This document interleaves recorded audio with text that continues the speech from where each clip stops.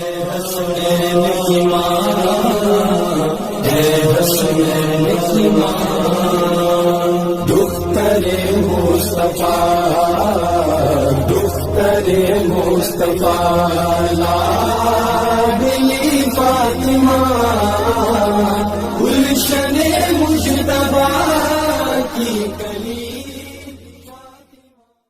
اعوذ باللہ من الشیطان الرجیم، بسم اللہ الرحمن الرحیم۔ معزز سامعات، السلام علیکم ورحمۃ اللہ وبرکاتہ۔ کرد ایک قبیلہ کا نام ہے۔ اس میں ایک مشہور ڈاکو تھا۔ وہ اپنا قصہ بیان کرتا ہے کہ میں اپنے ساتھیوں کی ایک جماعت کے ساتھ ڈھاکہ کے لیے جا رہا تھا۔ راستہ میں ہم ایک جگہ بیٹھے تھے۔ وہاں ہم نے دیکھا کہ کھجور کے 3 درخت ہیں۔ 2 پر تو خوب پھل آ رہا ہے اور ایک بالکل خشک ہے، اور ایک چڑیا بار بار آتی ہے اور پھلدار درختوں پر سے تر و تازہ کھجور اپنی چونچ میں لے کر اس خشک درخت پر جاتی ہے۔ وہ کہتے ہیں کہ ہمیں یہ دیکھ کر بڑا تعجب ہوا۔ میں نے 10 مرتبہ اس چڑیا کو لے جاتے دیکھا تو مجھے یہ خیال ہوا کہ اس پر چڑھ کر دیکھوں کہ یہ چڑیا اس کھجور کو کیا کرتی ہے۔ وہ کہتے ہیں کہ میں نے اس درخت کی چوٹی پر جا کر دیکھا کہ وہاں ایک اندھا سانپ اپنا منہ کھولے ہوئے ہے، اور یہ چڑیا وہ تر و تازہ کھجور اس کے منہ میں ڈال دیتی ہے۔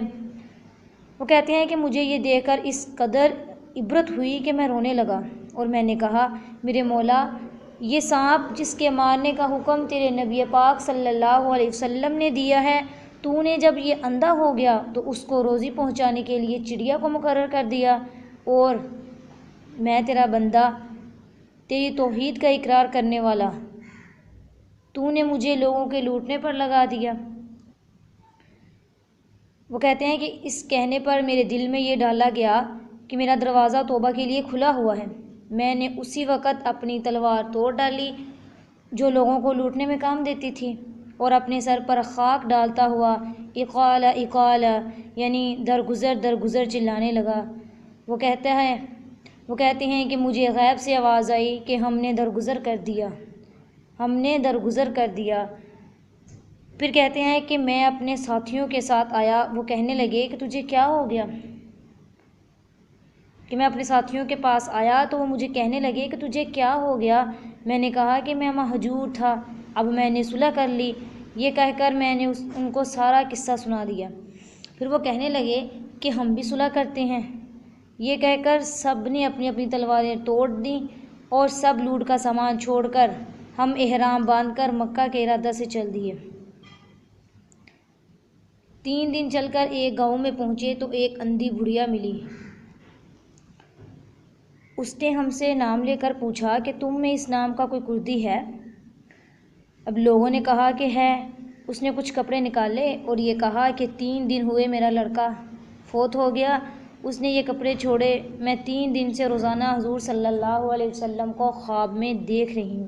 حضور صلی اللہ علیہ وسلم فرماتے ہیں کہ اس کے کپڑے فلاں کردی کو دے دو۔ وہ کردی کہتے ہیں کہ وہ کپڑے میں نے لے لیے اور ہم سب نے ان کو پہن لیا۔ تو میری بہنوں، اس قصہ میں 2 چیزیں قابل عبرت ہیں۔ 2 چیزیں ہمارے لیے عبرت کا نشان ہیں۔